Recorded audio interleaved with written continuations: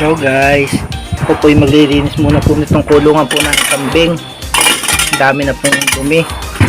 Lilinisan ko lang muna po ito. Lilinisan ko na at napakadumi na po.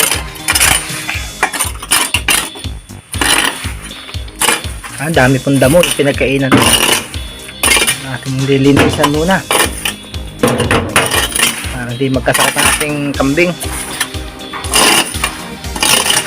Nandata ko dito mga dumi nila, mga dumi sa pinagkainan. Ito po ay sinukumpayan ko po, ilang araw na po itong umulan ng umulan gawa ng bagyo.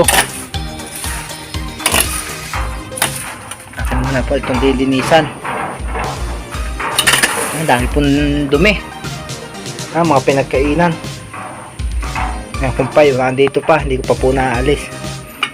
Gawa ng init po na konti nilabas ko kasi makapangain muna ng damo doon sa labasan. Kaya kililinisan muna habang sila ay wala pa. Yan. Saka po yung isa pong yun, lilinisan ko po rin po yun. Ito po ay dati ko pong pigire, ay ang aking pong mga baboy nagkang mamatay na. Walang isip, kaya ito po ay pinagkukulong ako muna ng kambing para po i-counting kakitaan. Magaling po ito sa nakatiwang lang po dito. Maganda yung may lamang kahit kambing, ito na may pagkikitaan din kahit matagal-tagal.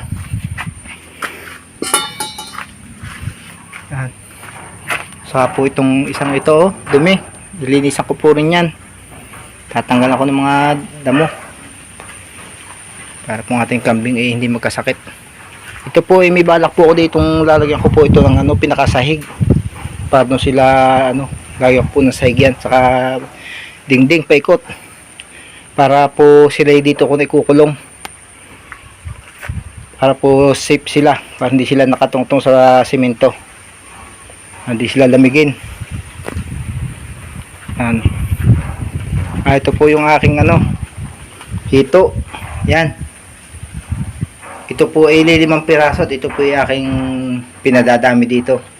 Huwa ng buntis na po yung dito, yung dalawa.